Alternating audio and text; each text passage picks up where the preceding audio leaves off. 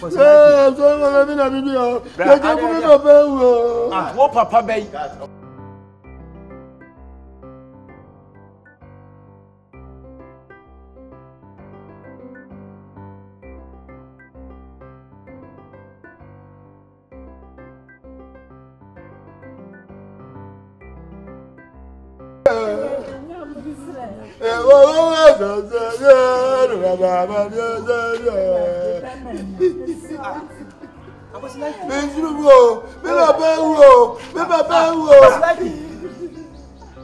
Oh, I don't know.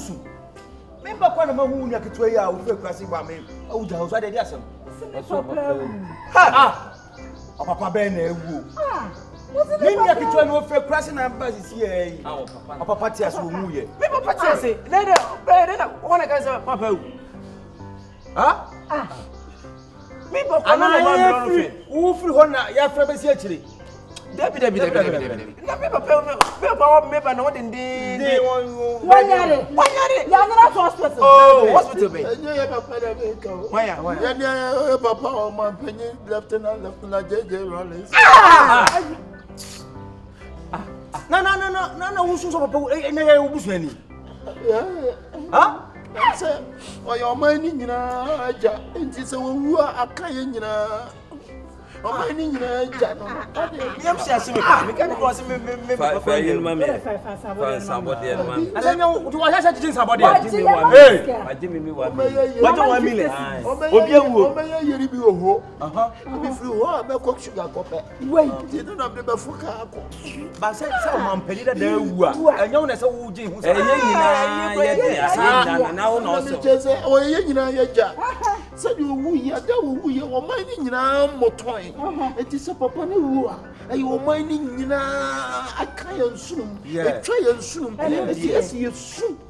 And yet, this shop upon any young papa, your server, this a woman, baby partner. And which I'm a miss, so I'm missing another kind of papa. I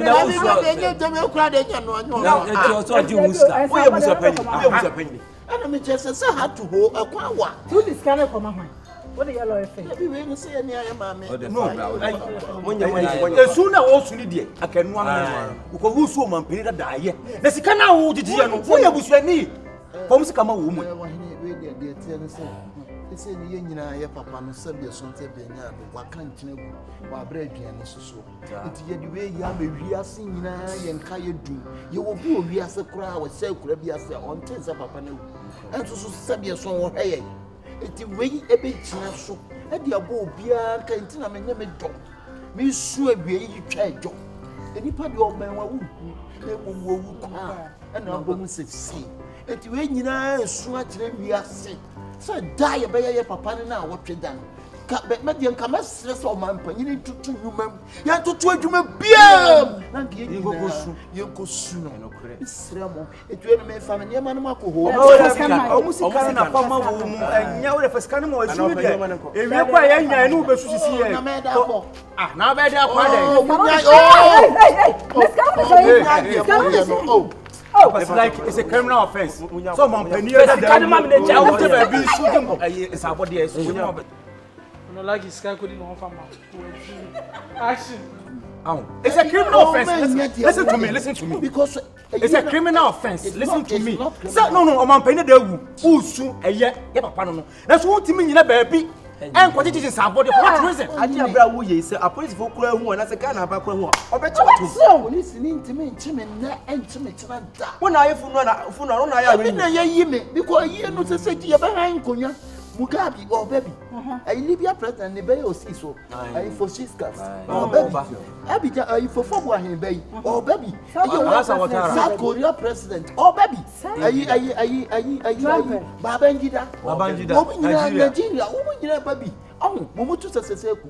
Oh, baby. And to name a boy, Kunyane Kamla, Sawa, Womo behind Sinifoni, and I'm the woman. So, the Tinini Baby Takamla Wabra wanted.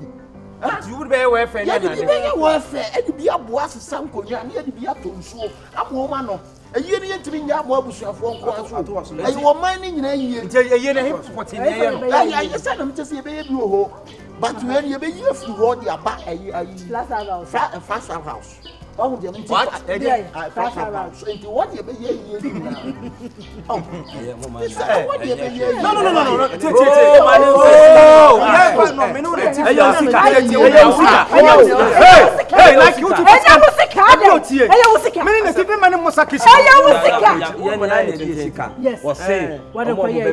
no, Obehind Indian, Dibibe, extra careful. I'll never cheat. Fine, Oman Penida, there, yes. Yeah, can't do say at the end of see. But it's not a baby. Now, Jessica. It's a criminal offense. It's a very criminal offense. Who about what must who Oman Penida? What must I assume? Who should have been? Who should have been? I should have been. This guy, my God. I know. Why your man, Papa? Who your man, Papa? It is a few in our way in Asiana. No, huh? The guy and yacht. Oh, it's not fair. We're good citizens. I soon I can go in Asiana. So, Sadia like ye. I saw Biaman and Idaho. I maybe they may send a signal and a warning to social media.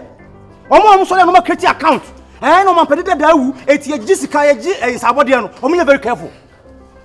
What one show ye not yet so, and I is a so more.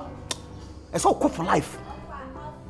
My first Akonia way so, each year on my pendada. I was your phone in ammonia yako. A summoner banner, a yarrow. The soon young couple say, on money baby pa, and Tina and my na that common, yes, you ever see.